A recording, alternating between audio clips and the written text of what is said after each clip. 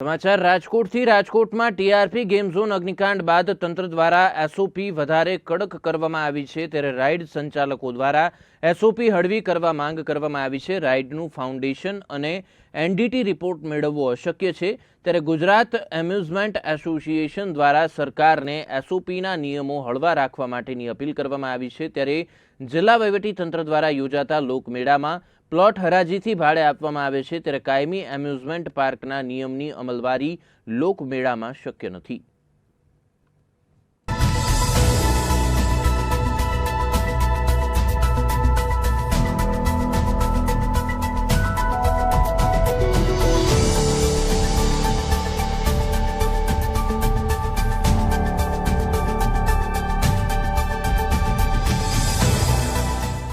ઓસોપી માટે એના નિયમ એવા છે કે સોલ ટેક્સ।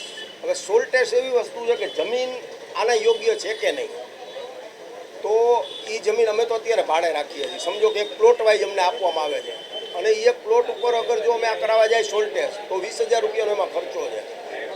પછી છે એનડીટી રિપોર્ટ, કે એનડીટી રિપોર્ટ ક્યારે કરાવવાનો હોય કે જ્યારે કોઈ પણ વસ્તુ 5 કે 10 વર્ષ માટે એક જગ્યાએ લાગતી હોય તો એના માટે યોગ્ય છે। અમારે તો સમજો કે આ મેળામાંથી ઓલા મેળામાં બધા રિપોર્ટ થતા જ હોય છે, એટલે અમે તો સમજો કે ગુજરાત નહીં ઓલ ઓવર ઇન્ડિયાની અંદર જેટલા સ્ટેટ છે અહીંયા ફરતા હોય અને અહીંયાના તમામ અધિકારીઓ સૂક્ષ્મ અધિકારીઓ આને ઘડી ઘડી ચેક કરતા હોય છે અને જો અમારી રાઇડ યોગ્ય ન હોય તો અમને બીજા મેળામાં પરમિશન જ નથી મળવાની। હજી હમણાં જે ટીઆરપી ગેમ ઝોનનો બનાવ બન્યો એ પહેલાં અમારા ચકડોળ ચાલુ જ હતા અને અહીંયા અમે બધાએ ફિટનેસ લીધા જ હતા, પણ જ્યારે કોઈ પણ આવો બનાવ બને છે જેમ કે કાંકરિયા, પછી હરણીકાંડ, પછી આ ટીઆરપી ગેમ ઝોન, પછી ઝૂલતો પુલ, જ્યારે કોઈ પણ બનાવ આવો બને ત્યારે સમજો કે એનો જે કાયદો કડક બને તો એ અમારા માટે પણ બની જાય છે।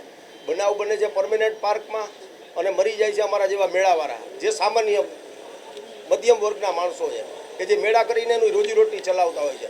તો અમારે સરકારશ્રીમાં એવી એક રજૂઆત માનનીય મુખ્યમંત્રી સાહેબ તેમજ માનનીય ગૃહમંત્રી સાહેબ તેમજ માનનીય રાજકોટ કલેક્ટર સાહેબ અને પ્રાંત સાહેબ એમને ખાલી એટલું મારે કહેવાનું છે કે એનડીટી રિપોર્ટ જે છે એ જો કોઈ એક 10 વર્ષની લીઝ માટે લાગતું હોય કે જ્યાં 10 વર્ષની સરકાર લીઝ આપતી હોય એના માટે છે, સોલ ટેસ્ટ એના માટે છે।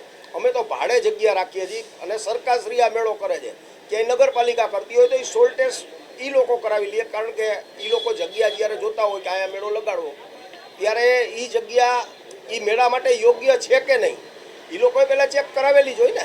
અને અમે કરાવવા જાય તો પર રાઇડ દીઠ અમારે 20,000નો ખર્ચો અને અમે આ એનડીટી રિપોર્ટ કરાવવા જાય તો આખો ચકડોળ એનડીટી રિપોર્ટ એટલે આખો ચકડોળ તમારે ચેક કરાવવાનો હોય। આખો ચકડોળ તમે ચેક કરાવો એટલે ઓછામાં ઓછો 1.5 થી 2 લાખ રૂપિયાનો ખર્ચો આવે છે। બીજું કે સમજો કે હમણાં ટિકિટના ભાવ છે એ 40 રૂપિયા પાછા કરી દીધા તો એ 50 રૂપિયા હોય, જેમ પ્લોટની પ્રાઇસ વધે એમ 50 રૂપિયા હોય। બીજું કે અમે 2 પ્લોટ સાથે લીધા તો 3 રાઇડ લાગવી જોઈએ। ત્યારના જે પરફેક્ટ નીતિ નિયમ છે ને હજી સાહેબ પણ મૂંઝવણમાં છે, એને અમને ચોખવટ કરીને કોઈ વસ્તુ કીધી નથી કે દિવસે ઓપ્શન છે, કેટલા નિયમો તમારે પૂરા કરવા પડશે। એમને સરકારની જે ગાઈડલાઇન છે એસઓપી છે એ પ્રમાણે છે અને એ એસઓપી પ્રમાણે જો અમે કરવા જઈએ તો એ શક્ય નથી। કોઈ પણ રાઇડ ધારક કે ઓર્ગેનાઇઝર આ જેટલી એસઓપીના જેટલા નિયમ છે ને એ પૂરા કરી શકે નહીં, એ વસ્તુ કોઈ શક્ય જ નથી।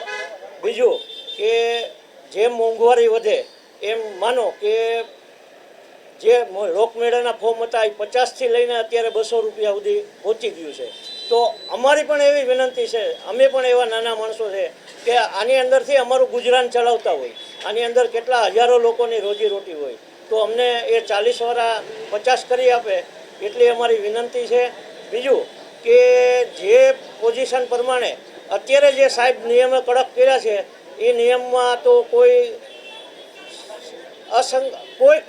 કરી શકે એવી પોઝિશન જ નથી, માટે સાહેબને વિચારણા કરી અને જે નિયમ રેગ્યુલર જે નિયમ છે એ નિયમ પ્રમાણે અમને મેળો કરવા આપે એટલી વિનંતી।